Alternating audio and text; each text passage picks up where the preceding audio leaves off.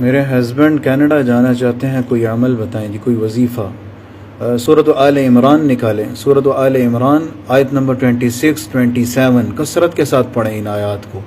ساتھ ساتھ نماز بھی پڑھنا ضروری ہے، یہ نہیں کہ نماز ایک ٹائم کبھی نہ پڑھتے ہوں اور وظیفے کرنا شروع کر دیں تو خیال است و محال است۔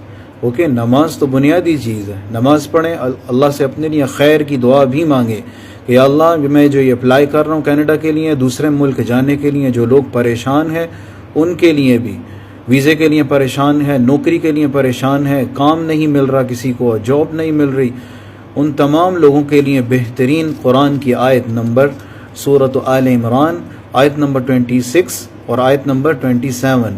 قرآن اوپن کریں، دیکھیں خود۔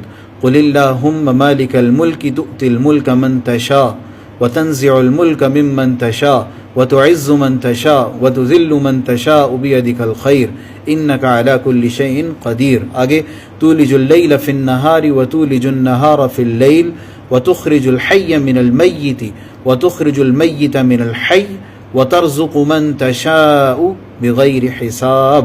زبردست قرآن کی آیت کا ترجمہ ہے، جب پڑھیں گے تو کہیں گے واقعی کیا خوبصورت اس کا ترجمہ ہے۔ اللہ اس میں برکت بھی عطا فرمائیں گے اور اللہ رب العزت اپنے غیب کے خزانوں سے آپ کی مدد فرمائیں گے۔ سب لوگ یہ پڑھ سکتے ہیں جن کے کام رکے ہوئے ہیں، جو پریشان ہیں کام کی وجہ سے، کوئی تعداد نہیں ہے، کثرت کے ساتھ پڑھیں۔ ہر نماز کے بعد اپنی دعا کا معمول بنا لیں اس آیات کو۔ اوکے، سورۃ آل عمران نکالیں، آیت نمبر 26 27، انشاءاللہ بہت فائدہ ہوگا۔